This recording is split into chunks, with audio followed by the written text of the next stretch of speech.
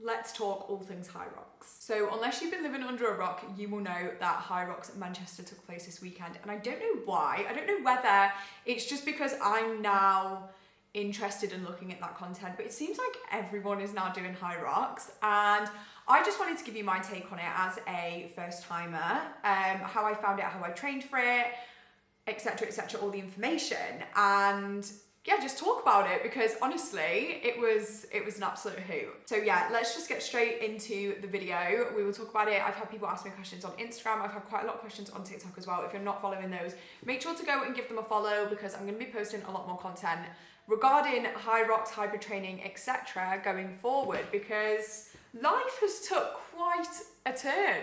Who'd have thought? Not me. Certainly not me. So if you guys don't know, Hyrox is essentially a functional fitness competition, but I would definitely say it is a runner's game. Hyrox essentially has 8 stations in total. You have, I'm gonna have to try and remember these off the top of my head now. So it's ski, sled push, sled pull, burpee broad jumps, row, farmer's carry, walking lunge, wall balls. My background when it comes to the gym and training has always been super aesthetic focused, as I think it is with the majority of people who start going to the gym. There's always some form of aesthetic goal in mind. I was starting to not really feel super satisfied with that. I just was starting to ask myself, like, who am I actually doing this for? Like, who am I wanting to build my glutes for? Is it for me? Is it for my boyfriend? What is it about? And I had this real sort of internal crisis of like, what are you training for? But because it was so ingrained in my brain for the longest time of like, this is how to go to the gym, this is what to do, that's all I ever focused on, that's all I was ever doing. When I became a coach at F45, I was made aware of Hyrox, and there was a lot of people that were doing it, and at the time it was definitely not as big as it is now. Like, I feel like the previous season I feel like that really drove a lot of growth towards the competition. I could be completely wrong there, but like, I just have noticed this year it feels so much bigger, like so many people are doing it.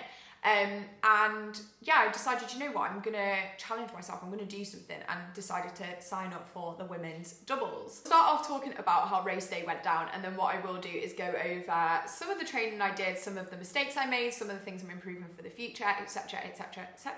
So when it came to race day, I'm not gonna lie, the week before the race I was like, get this over and done with. I was not excited at all. I'd honestly gone back to like a bodybuilding plan. I was like, this ain't for me. Like, this is not for me. And I think because it was January, the weather's been disgusting. If you're local to Manchester, you will know it has literally been minus temperatures. And when you're not already a runner, getting out in the minus temperatures, it's like the motivation is not there. So the week before I was just sort of like, everyone's asking me, how are you feeling? I'm like, I'm literally not prepped at all. Literally do not care. Want it over and done with. Like, get me back to what I'm used to. And then the day before the race, I'm not even kidding you, I had pain on my legs so bad. I came home and burst out crying to my boyfriend. I was like, I am gonna be ruined for this event. Like, I literally don't know how I was gonna run. Like, anytime I was putting pressure on my foot, there was pain. I've come to realise that I think that was anxiety pain because it got to race day and I was literally fine.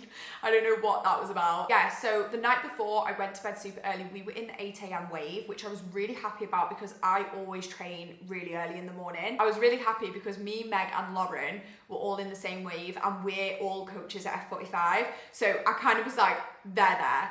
And I was like happy that they were there. Meg though, who is Meg Davis and Lucy Halden, they literally got the British record. So there was no way I was keeping up with them, but it was nice to know that we were all with each other in some form of spirit. So yeah, we arrived and I'm not gonna lie, I literally felt like a kid on Christmas. I was really surprised by how excited I was for it. Even though on the lead up to it, I was not excited at all, really giving myself like limiting belief. And then we showed up and bumped into a few people that we knew. We were getting ready, we were dropping our bags in, and then we were like, let's go warm up. So we went to the warm up zone and luckily Meg and Lucy were there and Meg was like, do you know how to warm up? And we were like, no. We were gonna mess around with a few pigeon poses, a couple of walking lunges and then call it a day. Luckily, Meg was there and she was like, do this. Honestly, thank God she was there, because the warm-up she gave us, honestly, I think helped us so much. And yeah, we went into the little pit before where you start the race, and it is the most exciting thing you will ever be in your life. Literally, you're all there. There's like a 2-minute countdown. I'm actually getting chills talking about it. There was a 2-minute countdown, which was excruciating, but you're just surrounded by all these amazing women who have all decided that they're gonna do this race with you on that day, and everyone's super excited and buzzing, and then the race starts. And honestly, once it starts, there's no going back. So you have to just crack on. Yeah, at Manchester, it was 2.75 laps for a kilometre. So yeah, we got into the run-in and everything felt fine. I will put my splits on the screen here in case you guys are interested. I know people really care about the times. I think when it's your first race, you just need to get through the race. And obviously I am actually super happy with what we got. One of the main questions I got about the race was what was the easiest and what was the hardest part. Now, I have to actually say the whole race is hard. Like, it is of course hard. It's not meant to be easy. But I think I had really bigged it up in my head for like how horrendous it was gonna be. Actually, it was like really enjoyable. I would definitely say the first half is really hard because the exercises are definitely the most taxing. So you've got the ski, the sled push and pull, the burpee broad jumps and the row. I would say once you're at the row, and you're safely in that halfway zone, after that, you've really got into the rhythm of it. And I think it was easier. Whereas the first half was super hard. Like going into the ski erg after the run was a bit rough because it was sort of like getting your heart rate used to the movement, used to the intensity. But I wouldn't say, for me personally, I think all of the exercises were fine. The hardest part is the run afterwards. And this is where I'm going to come into talking about training, because you need to be able to recover on those runs in order to essentially make it through the race. So it's super important that you can use running as a recovery zone, because there is not really any recovery when you're pegging it on a skier, pegging it on a rower. So yeah, it's about being super mindful about that, but I will talk about that later on in the video. But yeah, so overall, in terms of the race, absolutely loved it. The energy, the adrenaline, everything is just amazing. Spectators are fantastic. There's music, the vibes are just immaculate. Like, if I was to do the same workout but do it in a normal gym, it would 1000% be harder because you don't have the atmosphere that you have at Hyrox.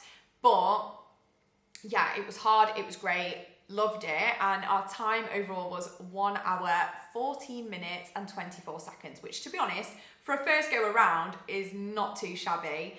And we really surprised ourselves. We set a target of 120. We told everyone 130. Between us, it was 120. And to know that we got sub 115 is absolutely mind-blowing to me, because I think I actually really surprised myself with my fitness level. I literally was just saying today to Meg that I didn't realise I was capable of that, and the validation I felt at the end, I felt for the first time in my life genuinely proud of myself. Like, I was like, I can't believe that I have just done that. And it was the first time I really noticed how bad my limiting belief was, because I just really didn't think I was capable of doing something that intense. And I just felt invincible afterwards. Like, I was just like, I can literally do anything that I put my mind to. I just can't even explain how I felt. Like, I just felt amazing. And it was honestly a high that I can't even begin to explain. Like, you are just on a buzz. I was walking around like this. Everyone was like, how you feeling? I was like, amazing. Questions that I have been being asked about Hyrox is, what was my training like?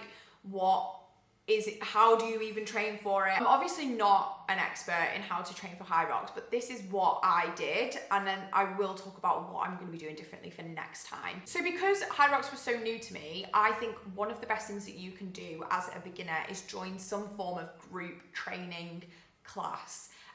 So obviously I'm a coach at F45. That is a fantastic gym. They're at F45s all over the country as well, all over the world, in fact, if you're watching from anywhere not in the UK. And F45s are registered with Hyrox, so they are fantastic gyms to train at. And I also, anyone local to Manchester, joined with Urban Reform. Urban Reform was fantastic. They had super Hyrox focused classes. I would not recommend them enough. The guys at Urban Reform are absolutely incredible coaches. They're so passionate about every single person that walks through that door. So if you are local to Manchester, I would 1000% recommend joining there. Found that group training is a lot better. I think it is very, very hard to do any form of HIIT session on your own in a gym without a coach there. I really recommend reducing from hypertrophy to more strength-based training in terms of your weightlifting sessions, because you need to have strong legs, you need to have strong arms. So yeah, they are definitely what I changed. I went from doing a lot of hypertrophy work to some more strength-based work, and then I did those sessions with Urban Reform. The thing that I didn't prioritize enough was running. I will say it once and I will say it again. Hyrox is a runner's game. If you cannot run, you will find it really, really difficult. I luckily have built an aerobic base over time. So whilst my aerobic base could be a lot better, it wasn't at a point where I wasn't able to recover. So what you've got to think to yourself is when you're on the stations, you're absolutely gassing it. You're going as hard and as fast as you possibly can. Your runs are where you recover. So you have to be able to be running and regain control of your breath, regain control of your breathing. So that's why they say that building your aerobic base is super, super important. So they're the main things that I would say to be testing around with. Other thing I would definitely say is to get used to running on compromised legs. So get used to your legs being tired but still having to run afterwards, because when you've just done 100 meters of sandbag lunges, you've just done 1,000 meters on the row, you've just done burpee broad jumps, your legs are so tired and they're heavy. So if you're only ever running on fresh legs, you're not going to know how it feels to be fatigued running. And fatigued running is what was the hardest part for me. I definitely was like in my head, like, I feel fine, but my legs don't feel fine. Get used to running for long periods of time as well. One thing I wish I had done was go on runs for like an hour at like a zone 2 pace. I wish I had done that, and I didn't.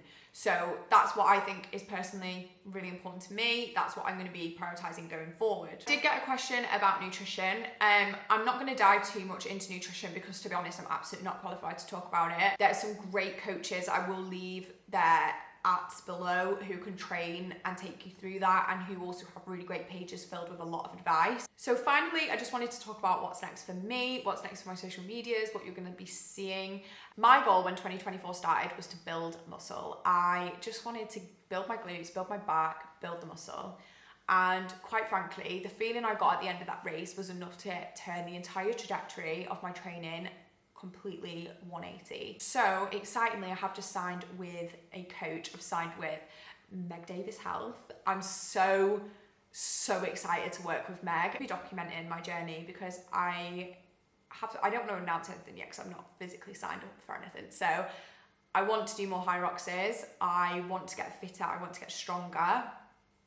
And I want to just feel good. My aim has moved from wanting to look good to wanting to feel good and get performance-driven results. I'm excited to start prioritizing that for myself and start setting myself some new challenges, because one thing about me is I feel like I never see anything through and I never see anything out, and to have done that with Hyrox was like the best thing in the world. So I just want to keep setting myself new goals and seeing them out, and that to me gives me the most amount of validation I could ever ask for. So I'm really excited about that, and I'm super excited if you guys want to come on this journey with me and see me like do these different things and hopefully inspire you to also do things that scare you and do things that excite you, I think is what I'm trying to say. Thanks for staying if you got to this point, and I will see you in the next video.